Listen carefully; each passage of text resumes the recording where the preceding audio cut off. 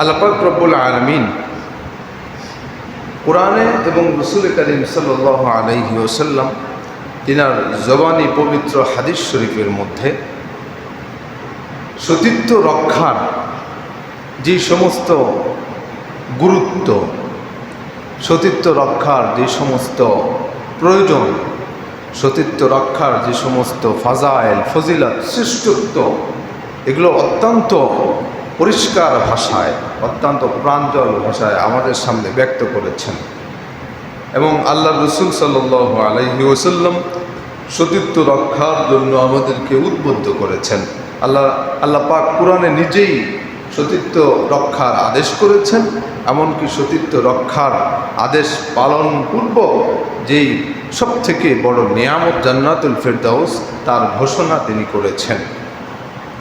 এজন্য সতীত্বের উপরে আসলে আমাদের লাগাতার আলোচনা করা উচিত।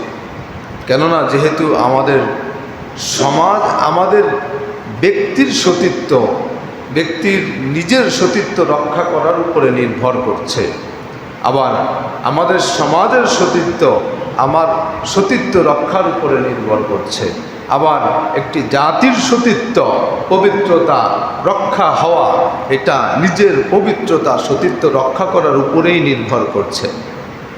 এই জন্য সতীত্বর গুরুত্ব অত্যাধিক, যেটা বলার বাইরে। হ্যাঁ, লাগাতার আলোচনা এই জন্য করা উচিত। তো সম্মানিত হাজরিন, আজকে আমরা আলোচনার ভিতরে সতীত্ব রক্ষাকারীর 5টা পাওয়ার সম্পর্কে আলোচনা করব। কয়টা পাওয়ার? 5টা। অর্থাৎ সতীত্ব রক্ষাকারী নারী পুরুষকে আল্লাহ পাক কোরআনে এবং আল্লাহ রসুল তার হাদিসে যে 5টা পাওয়ার দিয়েছেন, 5টা পাওয়ারের কথা বলেছেন, সেই 5টা পাওয়ার সম্পর্কে আমরা আলোচনা করব। তাহলেই বুঝে আসবে আসলে মূলত সতীত্ব জিনিসটা কি। আরেকটা কথা বলে রাখা উচিত, সেটা হলো আমরা মনে করি যে সতীত্ব মনে হয় বিশেষ পার্ট, শুধু আমাদের বিশেষ প্রাইভেট যে পার্ট আছে, আমাদের গোপন যে অঙ্গ দুটি আছে পুরুষের এবং মহিলার, এটার সেফটি, এটার গার্ডনেস, এটাই মনে হয় আমাদের চেস্টিটি রক্ষা, আমাদের সতীত্ব রক্ষা। মূলত এই বিষয়টি এর সাথেই সীমাবদ্ধ নয়। কেননা আল্লাহ রসুল সাল্লাল্লাহু আলাইহি ওয়াসাল্লাম হাদিসের মধ্যে বলেছে, ব্যাখ্যা টানলে বোঝা যাবে যে শুধুমাত্র আমাদের গোপনাঙ্গের হেফাজত, এটা গোপনাঙ্গের সতীত্ব রক্ষা, এর সাথে সাথে আমাদের চোখেরও সতীত্ব আছে। কি আছে? চোখেরও কি আছে? কানেরও কি আছে? নাকেরও, মুখেরও, হাতেরও, পায়েরও সতীত্ব আছে। সুবহানাল্লাহি ওয়া বিহামদিহি। কেননা আল্লাহ রাসূল সাল্লাল্লাহু আলাইহি ওয়াসাল্লাম হাদিসের ভিতরে বলেছেন যে, উম্মতেরা ভালো করে শোনো, খেয়াল করে শোনো, সাবধানের সহিত মনোযোগ সহকারে শোনো। চোখেরও জিনা আছে। কি আছে বলেন? হ্যাঁ, আল্লাহ রাসূল সাল্লাল্লাহু আলাইহি ওয়াসাল্লাম বললেন, চোখের জিনা হলো আল্লাহ যা তোমাকে দেখতে বলেছে তা না দেখে যদি অবৈধ কোনো দৃশ্যের দিকে তুমি তাকাও, তাহলে সেই তাকানোর দ্বারা তোমার চোখের জিনা হয়ে যাবে। নাউজুবিল্লাহ। তাহলে অবৈধ দৃশ্য থেকে চোখটাকে হেফাজত করা মানে চোখের সতীত্ব রক্ষা করা। ঠিক কিনা চলে বলেন? আবার আল্লাহ রাসূল সাল্লাল্লাহু আলাইহি ওয়াসাল্লাম বললেন, আমার উম্মতেরা, তোমাদের কানেরও জিনা হয়। কি হয়? কানেরও জিনা হয়। আল্লাহ যা কিছু শুনতে বলেছেন তা কিছু যদি না শোনো, না শুনে অন্য কিছু অবৈধ কিছু শ্রবণ করো, শুনো, তাহলে তোমার এই কানের কি হয়? জোরে বলেন। জিনা হয়। কানের কি হয়? জিনা হয়। যেমন মিউজিক হারাম হারাম হারাম, এটা শুনলে কি হবে? কানের জিনা হবে। বেগানা নারী তার কথা দাঁড়িয়ে কি মন্ত্রমুগ্ধের মতো শুনতেছে, হাঁ করে তাকায়, কি বলতেছে, অথচ তার সাথে দেখা করা আমার ফরজ ছিল। তার কথা, তার অযথা কথা, অপ্রয়োজনীয় কথা শ্রবণ করা, এটা কানের জন্য জেনা। বলেন নাউজুবিল্লাহ।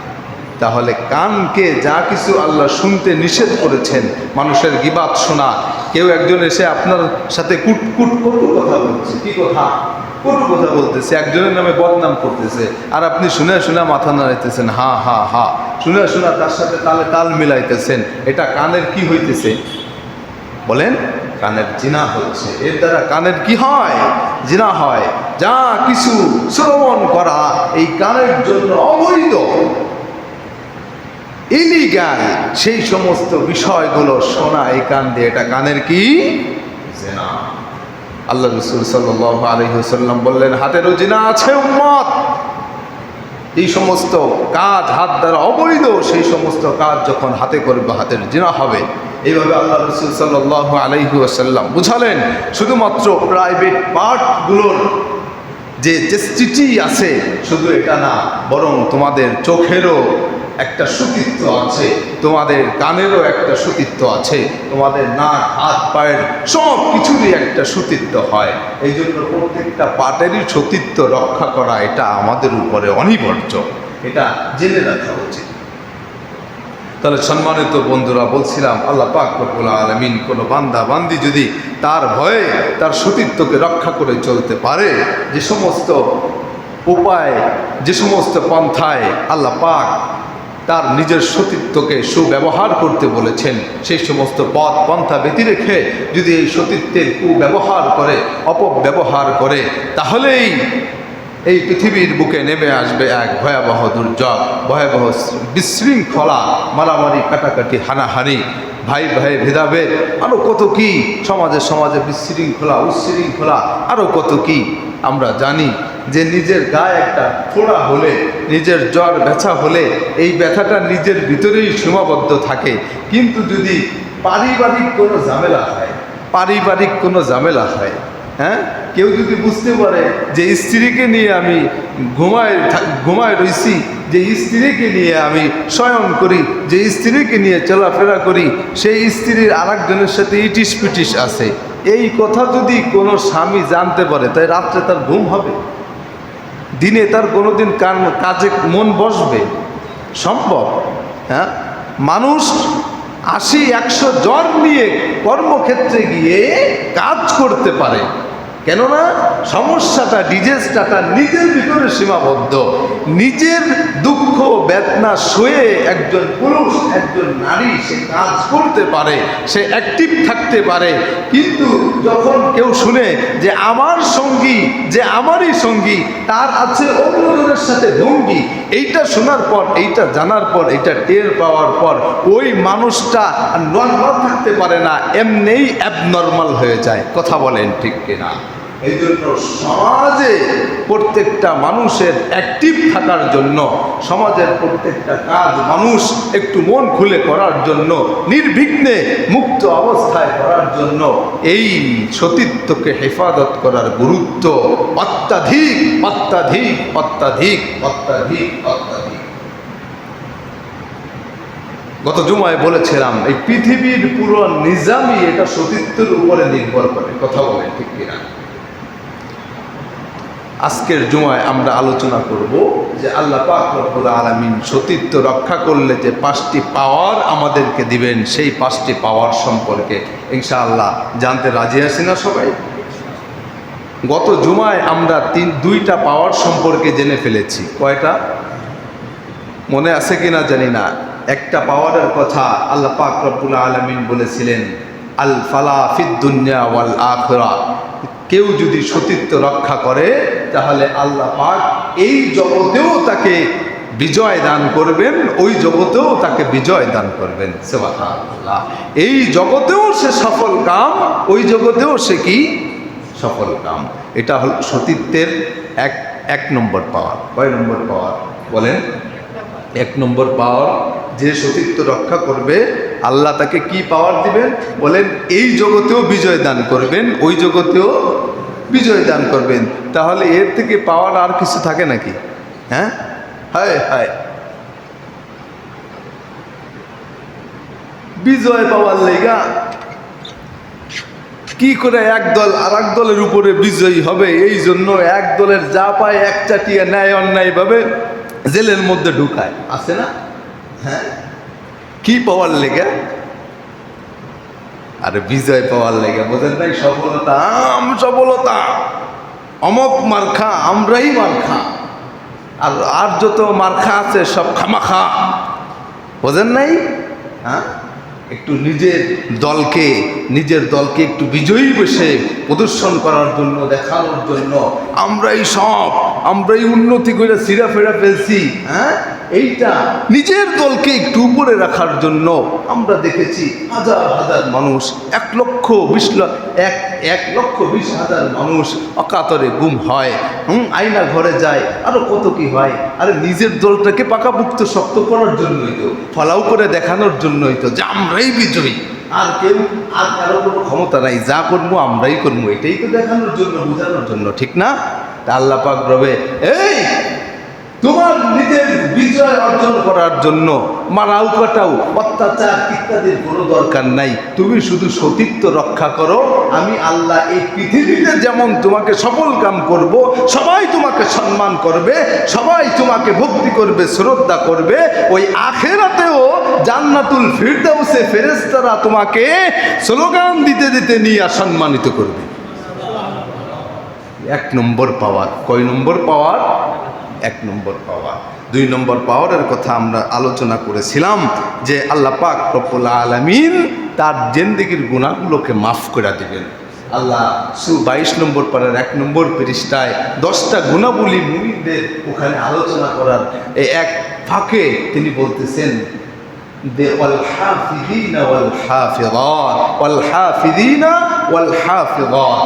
অর্থাৎ যে সমস্ত পুরুষ তার সতীত্বকে রক্ষা করলো, যে সমস্ত মহিলা তার সতীত্বকে রক্ষা করলো, আ'আদ্দাল্লাহু লাহুম, আমি তাদের জন্য প্রস্তুত করে রেখেছি মাগফিরাতান, আমার পক্ষ থেকে ক্ষমা, সুবহানাল্লাহ, ওয়া আজরান আযীমা, এবং মহা প্রতিদান। কি বলছে? মহা প্রতিদান। আযীমা, মহান বুঝাতে, মাহাত্ম্য বুঝাতে কোনো কিছুর আরবিতে আজিম শব্দ ব্যবহার হয়, সর্বোচ্চ শব্দ এর উপরে আর নাই। আযীমা, কাবীরা, এই 2 শব্দ ব্যবহার করা হয় কোনো কিছুর মাহাত্ম্য বোঝাতে। আল্লাহ বোঝালো আমরা কোনো বিরাট কিছু বলি না, বিরাট কিছু, তার মানে যে কিছু, এইগুলো আর আমরা বুঝাইতে পারতেছি না, অন্য কোনো ভাষা নাই, এই জন্য আর কি বুঝাই দিই সর্বশেষ ভাষা দিয়ে, বিরাট কিছু, এরকম বুঝায় না? আল্লাহ বলতেছে ওয়া আজরান আযীমা, আমার পক্ষ থেকে মহা প্রতিদানের ব্যবস্থা তোমাদের জন্য প্রস্তুত রয়েছে। সুবহানাল্লাহি ওয়া বিহামদিহি। তাহলে 2 নম্বর পাওয়ার হলো আমরা সবাই মাপ পেয়ে যাব। সুবহানাল্লাহ। সতীত্ব রক্ষার 2 নম্বর পাওয়ার কি বলেন? আল্লাহ আমাদের গুনাহগুলো কি করে দিবেন? মাফ করে দিবেন, সাথে সাথে আমাদের মহা প্রতিদান দিবেন। কি দিবেন? মহা প্রতিদান। যে প্রতিদান আল্লাহ যেহেতু মহা বলছে, কি যে হইব আল্লাহ জানে, কি যে হইব এটা আল্লাহ ছাড়া আর কেউ জানে না। কেননা প্রতিদানের সাথে যদি মহা লাগানো হয়, হ্যাঁ, বিশাল পাহাড় ভাই, দেখা যায় না, মাথা দেখা যায় না পাহাড়ে, বিশাল পাহাড়, এটা কারো সামনে বললে কি যে আল্লাহই জানে কি দেখে আসছে। যেই মাছ দেখলাম ভাই বিরাট, তা লেজাই দেখা যাইতেছে না, এরকম বলে না মানে? তা আল্লাহ বলতেছেন মহান প্রতিদান, মানে তুমি কল্পনাই করতে পারবা না যে কি প্রতিদান এই সতীত্ব রক্ষার বিনিময়ে তোমার জন্য অপেক্ষা করতেছে, ওয়েট করতেছে। এই জন্য এই 2টা পাওয়ার গত সপ্তাহে আমরা আলোচনা করছিলাম, আজকে আর 3টা পাওয়ার সম্পর্কে আলোচনা করব। 3 নম্বর পাওয়ার, খেয়াল করে শুনবেন আমার বন্ধুরা, সতীত্ব রক্ষার 3 নম্বর পাওয়ার হলো আল্লাহর রাসূল সাল্লাল্লাহু আলাইহি ওয়াসাল্লাম আপনাকে আমাকে জান্নাতে নেওয়ার জিম্মাদারি নিজেই নিয়ে নিছেন। সুবহানাল্লাহ। আর একটু জোরে বলা যাবে? হ্যাঁ, এই যে মুফতি সাহেবরা কয় যে সুবহানাল্লাহ জোর করে বলানো এটা না জায়েজ, কিন্তু এখন অবস্থা এমন হয়েছে যে সুবহানাল্লাহ আসলে জোর করেই বলাইতে হয়, মানে কোন জায়গায় কি সুবহানাল্লাহ বলবো কি এইটাই আমরা বুঝি না। সুবহানাল্লাহ থেকে আলহামদুলিল্লাহ, আলহামদুলিল্লাহ থেকে সুবহানাল্লাহ, কি অবস্থা, আজীব ব্যাপার স্যাপার। হ্যাঁ, ইনশাল্লাহ থেকে আলহামদুলিল্লাহ কয়, আলহামদুলিল্লাহ থেকে ইনশাল্লাহ কয়, মানে কোন জায়গায় যে কি লাগাতে হবে এইটাই তো বুঝে না, লাগানোই ভুলে গেছি। হায় রে অবস্থা, ঠিক না? সমস্যা তো এই জায়গা। হ্যাঁ, এই জন্য সুবহানাল্লাহ বললে কি হয়, ওই যে বলছিলাম যে জান্নাতে এমন এক গাছ হইব, একটা কাকে 500 বছর উঠলেও তার ছায়াই শেষ করতে পারবে না। বুঝতে পারছেন? এই জন্য সুবহানাল্লাহ বলবেন। একবার সুবহানাল্লাহ এমনও হইতে পারে যে এলাকার সবার থেকে উপরের জান্নাতে আপনারে উঠায় দিবে, হতে পারে না? হ্যাঁ, এই জন্য সুবহানাল্লাহ জোরে বলেন, ঘুম আসলে ওইটাও উড়ে যাবে, ঠিক না? তাহলে আল্লাহ রসুল বললেন, আমার উম্মত, সতীত্ব রক্ষার 3য় নম্বর পাওয়ার হলো, শুনে রাখো, তোমার বাবা নয়, তোমার মা নয়, তোমার এলাকার চেয়ারম্যান মেম্বার নয়, তোমার জেলার কোনো মেয়র নয়, তোমার কোনো এমপি মন্ত্রী নয়, তোমার প্রধানমন্ত্রীও না, তোমার রাষ্ট্রপতিও না, বরং স্বয়ং আমি আল্লাহর রাসূল নিজেই তোমার জান্নাতের জিম্মাদারি নিয়ে নিলাম। নাম্বার 3, সতীত্ব রক্ষার 3 নম্বর পাওয়ার। আল্লাহ পাক রাসূল কারীম সাল্লাল্লাহু আলাইহি ওয়াসাল্লাম বলেন, মাইয়াজমান লি মা বাইনা লাহইহি ওয়া মা বাইনা রিজলাইহি আজমান লাহুল জান্নাহ। এ আমার যে উম্মত, মাইয়াজমান লি, আমার জন্য জিম্মাদারি নিবে, মা বাইনা লিহইহি, তার 2 চোয়ালের মাঝখানের অঙ্গটা, কিসের? 2 চোয়ালের মাঝখানে যে অঙ্গটা আছে, ওই অঙ্গটার জিম্মাদারি যেই উম্মত আমাকে দিবে। হাদিসের কথা 1, প্রথম নম্বর কথা হলো, এই 2 চোয়ালের মাঝখানে যে একটা অঙ্গ আছে, এই অঙ্গের জিম্মাদারি যে আমাকে দিবে, যে আল্লাহ রসুল আপনাকে আমার এই 2 চোয়ালের মাঝখানের অঙ্গের জিম্মাদারি দিলাম। আমাদের 2 চোয়ালের মাঝখানের যে অঙ্গটা, এটার নাম কি বলেন? জোরে বলেন, এটার নাম জিহ্বা। পারে তো সবাই, মাশাআল্লাহ। এটার নাম কি? জিহ্বা। আবার আল্লাহ রসুল বলে, ওমা বাইনা রিজলাইহি, এবং যে আমাকে জিম্মাদারি দিবে তার 2 পায়ের মাঝখানের অঙ্গটার, 2 পায়ের মাঝখানের অঙ্গটার, মানে যে তার স্পেশাল প্রাইভেট পার্টের জিম্মাদারি আমাকে দিবে। আল্লাহ রসুল বলেন, আজমান লাহুল জান্নাহ, আমি ওই উম্মতের জান্নাতের জিম্মাদারি নিয়ে নিলাম। আমি ওই উম্মতের কি নিয়ে নিলাম বলেন? জান্নাতের জিম্মাদারি নিয়ে নিলাম। শুধুমাত্র উম্মত আমাকে জিহ্বার জিম্মাদারিটা দিব, শুধুমাত্র উম্মত আমাকে তার গোপন অঙ্গের জিম্মাদারিটা দিবে। অর্থাৎ জিহ্বা দিয়া এমন কিছু করবে না যার দ্বারা তার জাহান্নাম অধিক হয়। আল্লাহ রাসূল সাল্লাল্লাহু আলাইহি ওয়াসাল্লামকে জিজ্ঞাসা করা হলো, আকসারু মা ইউদখিলুন নাসান নার। আল্লাহ রসুল, আমরা একটু জানতে চাই, সাহাবা আজমাইন জিজ্ঞাসা করেন যে বলুন তো, কি এমন কাজ আছে, কি এমন দোষ আছে, কি এমন জিনিস যা মানুষকে অধিক হারে জাহান্নামে নিবে? কি করবে যা মানুষকে অধিক হারে জাহান্নামে নিবে, যেই কারণে আপনার উম্মত অধিক হারে জাহান্নামে যাবে? আল্লাহ রাসূল সাল্লাল্লাহু আলাইহি ওয়াসাল্লাম সংক্ষেপে বলেছেন, আল ফামু ওয়াল ফারাজ। কি বলেছেন? আল ফামু ওয়াল ফারাজ। বলতেছে, আমার উম্মত, তোমাকে জাহান্নামে নিয়ে যাওয়ার জন্য বেশি কিছুর দরকার নাই। মাত্র 2টা জিনিস যদি তোমার কন্ট্রোল হারায় ফেলে, কয়টা জিনিস বলেন? দুইটা জিনিস যদি তোমার কন্ট্রোল হারায় ফেলে, দুইটা জিনিসের কন্ট্রোল যদি তুমি না করতে পারো, দুইটা জিনিসকে, দুইটা অঙ্ককে যদি কন্ট্রোলে না রাখতে পারো, তাহলে এই দুইটা জিনিস ছোট হইলেও তোমাকে জাহান্নামে নিয়ে যাবে। জোরে বলেন নাউজুবিল্লাহ। আল্লাহ রাসূল বললেন আল ফামু, নাম্বার 1 তোমার মুখ। কি বললো? মুখ। এই মুখকে যদি তুমি ঠিকঠাক মতো না রাখতে পারো, জিহ্বাকে যদি তুমি ধরে না রাখতে পারো, নিয়ন্ত্রণ না করতে পারো, তাহলে এই জিহ্বা কি কোথায় নিয়ে যাবে তোমারে? জোরে বলেন কোথায়? জাহান্নামে নিয়ে যাবে। এ জিহ্বার লোভ দুইটা। কয়টা? বলেন জিহ্বার লোভ কয়টা?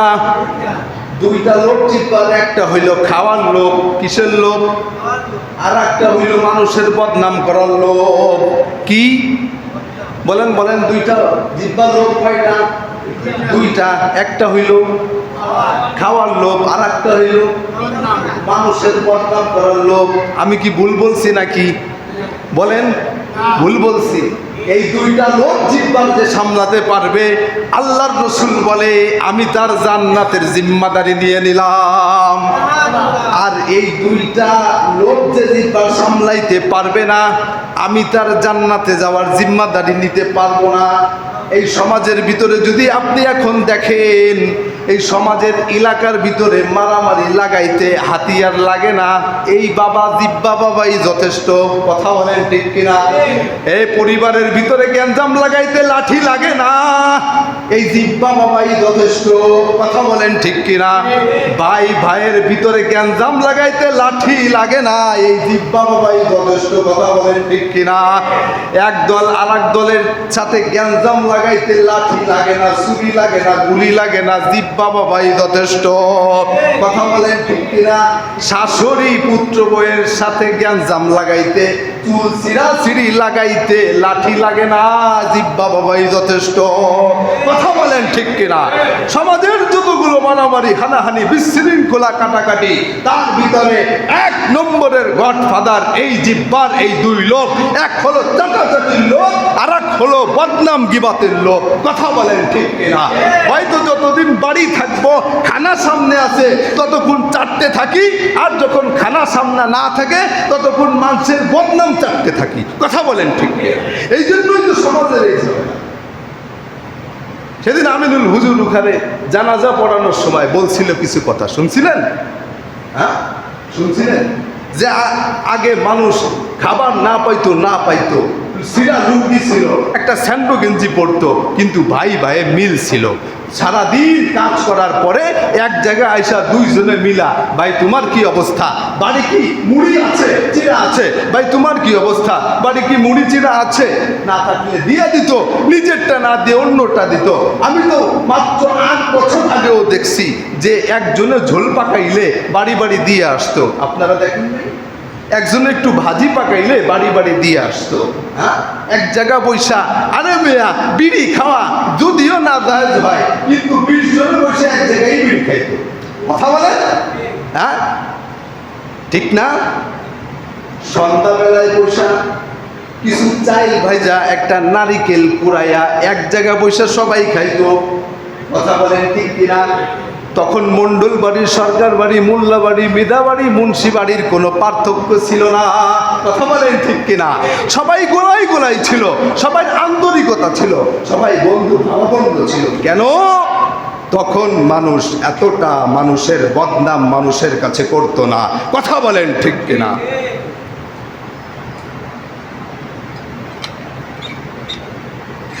ওই যে জামাইয়ের কথা শোনেন নাই? জামাই রেখেছে তুমি কথা টথা কও না, কি করো না করো। হ্যাঁ, পরে জামাই কথা কইছিল, আব্বারে দিয়ে কইছে, আমার শ্বশুর কইছে আপনারে বাঁশ দিব। কি কইছে? বাঁশ দিব। হ্যাঁ, আর শ্বশুরকে গিয়ে কইছে আমার আব্বাই কইছে আপনারে বাঁশ দিব। কি দিব? বাঁশ দিব। বুঝতে পারছেন? এই কি আমারে বাঁশ দিবে? হ্যাঁ, আমার ঝাড়ে এত বাঁশ, আবার আমারে বাঁশ দিবে? রাখ, দেখাইতেছি বাঁশ দেওয়া। ঠিক না? দুইজনে এসে মাথা ফাটাফাটি করে বিধি কিস্তি অবস্থা। বলে কি হইল বুঝলাম না তো। তারপরে কইলে যে আমার মোটে কথা কইতেই হইব, আমার ধ্যান তৈরি কথা মাত্র 2টা বাক্য বলছি, এতে বাসাবাসি ফাটাফাটি হয়ে গেছে। আর যদি 8-10টা বাক্য বলতাম তাইলে তো কুবাকুবি হয়ে যাইতো, ঠিক না?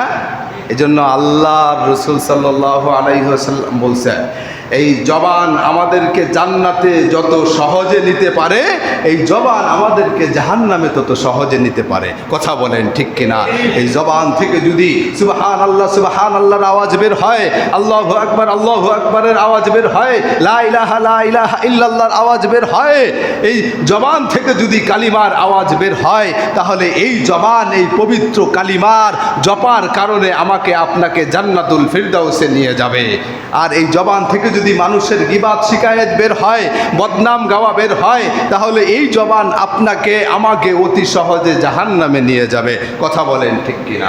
এই জন্য এই জবানটাকে নিয়ন্ত্রণ করেন, সমাজের ভিতরে আবার সেই ভালোবাসা ফিরে আসবে। কথা বলেন ঠিক কিনা? সমাজের ভ্রাতৃত্ববোধ আবার সমাজের ভিতরে জন্ম নিতে বাধ্য। সমাজের সেই গলায় গলায় বসে একসাথে সমস্ত কিছুর মীমাংসা করা, একে অপরের দুঃখের খোঁজ নেওয়া, একে অপরের অসহায়ত্বের খোঁজ নেওয়া আবার জন্ম নিতে বাধ্য হবে সমাজে। কথা বলেন ঠিক কিনা? এই সমাজে যতগুলো রেশারেশি বাদাবাদি দেখেন, এইগুলো লাঠি ঠ্যাঙ্গার কারণে নয়, গোপনে বসে একজন আরেকজনের নামে পিন লাগানোর জন্যই হয়ে থাকে। কথা বলেন ঠিক কিনা? আগের মানুষ যা বুঝতো, কিন্তু মানুষের পিছনে এতটা পিন লাগানো বুঝতো না। কথা বলেন ঠিক কিনা? এখন যতটা বুঝি, এই যে আমি এখানে বসে দিচ্ছি, একটা কাজ করি নাই, হুদাহুদি একজনে গিয়ে বললো, শুনছো কি ইমাম সাহেব সে টুপি ছাড়া বাজারে ঘুরে, আপনাদের নেই হুদায় বলে দিচ্ছে খালি খালি। হ্যাঁ, তারে একটু দাবি দিয়ে বলছিলাম, দাঁড়াই করে প্রস্তাব করেন কেন মেয়া? আর ও রাগ হয়েছে, হ্যাঁ আমার মতো সমাজের একজন এরকম পাগল ছাগল গণ্যমান্য বোগদা আমারে কয় দাঁড়ায় করে প্রস্তাব করো কেন? এত বড় সাহস! রাগ দেখাইতেছি। বাজারে গিয়ে এই ইমাম রাখছে সরকার বাড়ির, কথার কথা মানে উদাহরণ দিতেছি, এই টুপি ছাড়া বাজারে ঘুরে হুদায় লাগাই দিল। কি যাদের কাছে বলছে আমার ভালোবাসার মানুষ, কিন্তু আর আহারে হুজুরে কি ভালো মনে করছিলাম, এই টুপি ছাড়া বাজারে ঘুরে। আই বুঝেন নাই, টুপি ছাড়া বাজারে ঘোরা কি দোষের নাকি? দোষের না। অনেকটা দেখছি টুপিগুলো প্রস্রাব করে। আরে আজীব ব্যাপার, কোন দেশে যে আসি টুপিগুলো প্রস্রাব করেন কে? দূর বাথরুমে যাবো টুপি লয়ে, এটা হয় না। আল্লাহ রসুল কইছে মাথা ঢাইকা ইস্তেঞ্জা করতে, সুবহানাল্লাহ। হ্যাঁ, যাতে করে শয়তানের ওয়াসওয়াসা মাথায় না লাগে, ঠিক কিনা? কিন্তু বুঝি না আমরা, এই হলো সমস্যা। হ্যাঁ, এই লাগাই দিল, কিন্তু আমি তো নির্দোষ, কিন্তু লাগাই তো দিছে। আরে 5 মিনিটের লেগে হইলেও আপনার অন্তরে আমার প্রতি খারাপ ধারণা সৃষ্টি হতে বাধ্য। কথা বলেন ঠিক কিনা? এই যে আপনি আমার প্রতি একটু খারাপ ধারণা পোষণ করলেন, এটাই তো আমার আর আপনার ভিতরে বাধাবাধি সৃষ্টি হওয়ার মূল কারণ। কথা বলেন ঠিক কিনা? হ্যাঁ, এই জন্য সাবধান। আল্লাহ আপনার জিব্বা ছাইড়া দিয়েছে, তাই বলছে যে আপনার জিব্বা লাগাই দিয়েছে, যা খুশি তাই করবেন। আল্লাহ কি ইয়াউমা তাশহাদু আলাইহিম আলসিনাতুহুম ওয়া আরজুলুহুম বিমা কানু ইয়াকসিবুন বিমা কানু ইয়ামালুন। ওই কিয়ামতের ময়দানে এই জিহ্বা সর্বপ্রথম সাক্ষী দিবে। কথা বলেন কিসে? ইয়াশহাদু বলছে আল্লাহ। কি বলছে? ইয়াশহাদু, সাক্ষী দিবে, কথা বলা না। কথা বলা এক জিনিস, সাক্ষী দেওয়া আর এক জিনিস। কি বলেন ঠিক কিনা? হ্যাঁ, আর আল্লাহর সামনে জিহ্বা সাক্ষী দিব। কি এই আমাগো দেশের মতো 2 লাখ খাইয়া নিরপরাধ অপরাধী বানাই দিব, আর অপরাধীদের নিরপরাধী বানাই দিব? হ্যাঁ, মনে কিছু করেন না। ক্ষমতাশালী একটা দলের একজন লোকের সাথে আমি ফোনে কথা বলছিলাম 2 মিনিট। কয় মিনিট বলেন?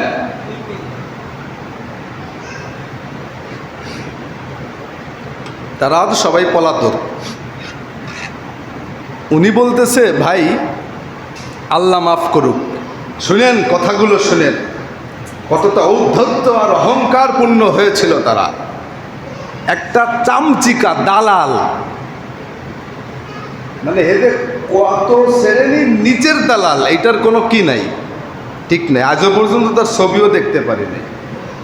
সে ফোন দিয়ে বলে, আল্লাহ মাফ করুক ভাই, আমরা পারি না, এই বাংলাদেশে এমন কোনো জিনিস নাই। নাউজুবিল্লাহ বলবেন না, কথা শুনছেন? একটা চাকরির লেগে একজনের আমি ফোন দিছিলাম তারে, কিন্তু তার কথা শুনে মনে হইলো এইটা তো মনে হয় বাংলাদেশের সবচেয়ে বড় কাফের। আমার কি ভুল মনে হয়েছে? কি কয়, তা আমরা পারি না বাংলাদেশে আমার কোনো কি নাই? হ্যাঁ, কয়েকজনের ফাঁসির রায় হয়ে গেছে, আপনি টাকা দেন, মুহূর্তের ভিতরে রায় কেটে দেবে। নাউজুবিল্লাহ বলবেন। আমি নিজে কথা বলছি, আমি নিজে এখানে সাক্ষী। মিথ্যা কথা বললে আল্লাহ যেন কিয়ামতের ময়দানে কাঁচি দিয়ে আমার জিভ কেটে ফেলে। আমি নিজে কথা বলেছি। অবস্থা কি? কোথায় আছি আজ আমরা? কোথায় আছি? তাহলে কি বলতেছিলাম যেন আলোচনা? হ্যাঁ, তাহলে আল্লাহ পাক, আল্লাহ রাসূল সাল্লাল্লাহু আলাইহি ওয়াসাল্লাম বলে যে এই জিহ্বার দায়িত্ব যদি তুমি নাও উম্মত, তাহলে কিয়ামতের ময়দানে তোমার জান্নাতের দায়িত্ব আমি নিব। সামান্য 4 আঙ্গুল 6 আঙ্গুলের জিহ্বাটার জিম্মাদারি আল্লাহ রাসূলকে দিয়া, তার থেকে জান্নাতের জিম্মাদারি যে উম্মত নিতে পারলো না, তার মতো হতভাগা কপাল পোড়া পৃথিবীতে আর কোনো উম্মত নাই। কথা বলেন, সামান্য একটা জিহ্বা, একটা অঙ্গের জিম্মাদারি আল্লাহ রাসূল চাইছিল, আর বেশি কিছু চাই নাই। তখন কি জবাব হবে? যারা উম্মত বোকা উম্মত, হ্যাঁ, এমন একটা অঙ্গের কথা উঠছিল এটা, যে আপনার জিহ্বা আপনারা আল্লাহ ছায়া দেয় নাই। ঠিক কিনা জোরে বলেন? হ্যাঁ, আল্লাহ পরীক্ষার জন্য আপনাকে দিছে। আল্লাহ বলে, আল্লাযী খালাকাল মাউতা ওয়াল হায়াতা লিয়াবলুয়াকুম আইয়ুকুম আহসানু আমালা। আমি জীবন, আমি মরণ, উত্থান পতন সৃষ্টি করেছি দেখার জন্য যে কে ভালো করে আমল করে, এটা পরীক্ষার জন্য। আপনি জিহ্বা পাইয়া ভাবেন না যে জিহ্বা মনে হয় আমার অর্ডারে চলে, আপনার অর্ডারে চলে। কথায় কথা, সেই হলো এক সমস্যা। কি যে সমস্যা, এটা মানে কোন দিকে যে যাব সময় হয়ে যেতেছে। আচ্ছা বলুন তো, এই যে শরীর, এটা কি আমরা নিয়ন্ত্রণ করি না আল্লাহ নিয়ন্ত্রণ করে? বলেন তো।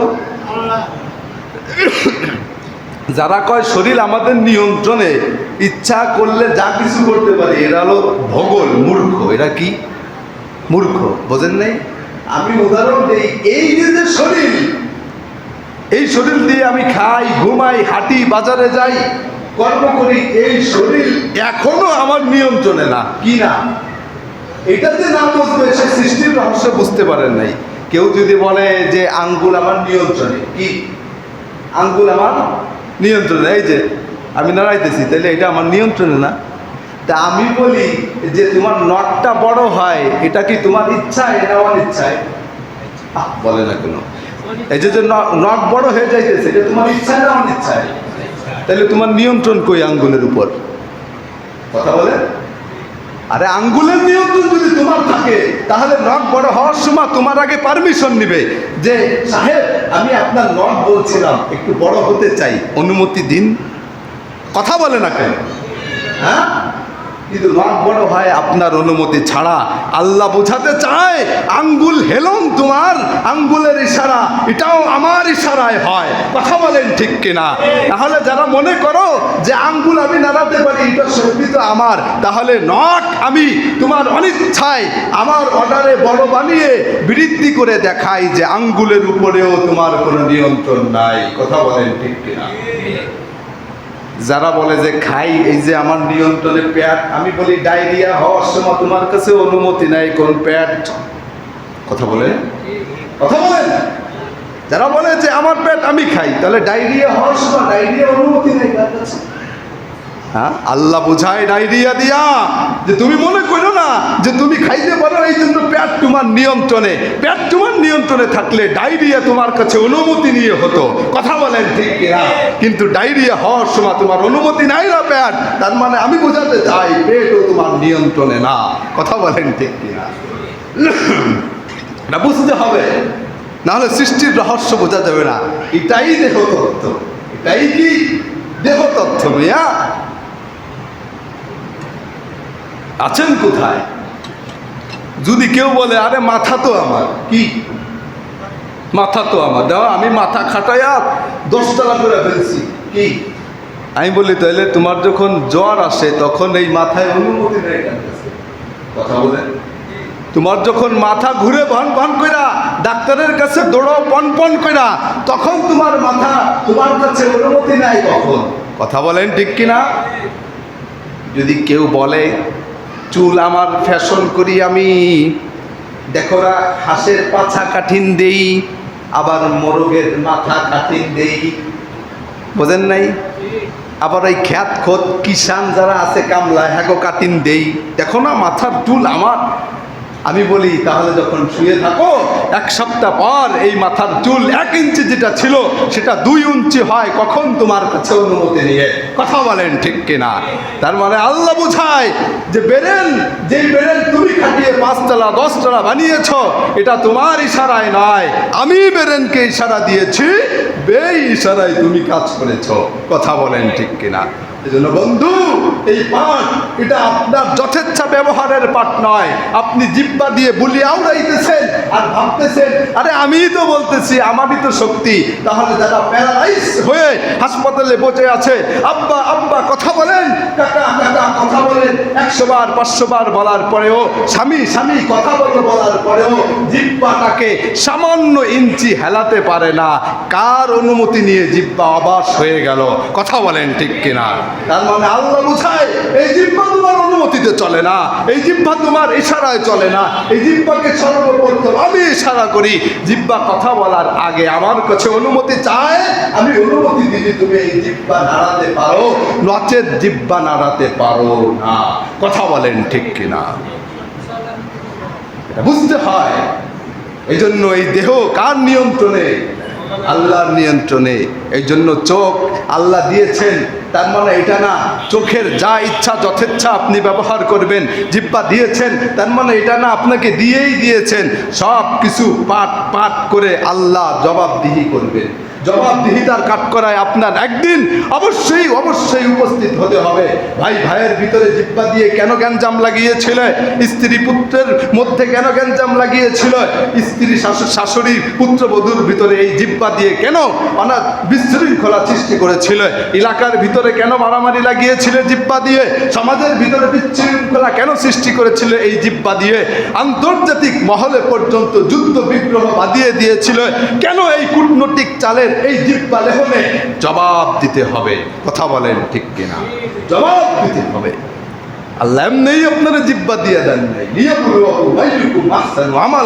আল্লাহ বলেছে অবশ্যই অবশ্যই এই জিহ্বা আমি দিয়েছি, তোমার চোখ কান হাড্ডি মাংস যা কিছু দিয়েছি সব কিছু পরীক্ষা করার জন্য, যে এই জিহ্বা দিয়ে সৎ ব্যবহার কথার কে করো আর অসৎ ব্যবহার কথার কে করো, এটা দেখার জন্য।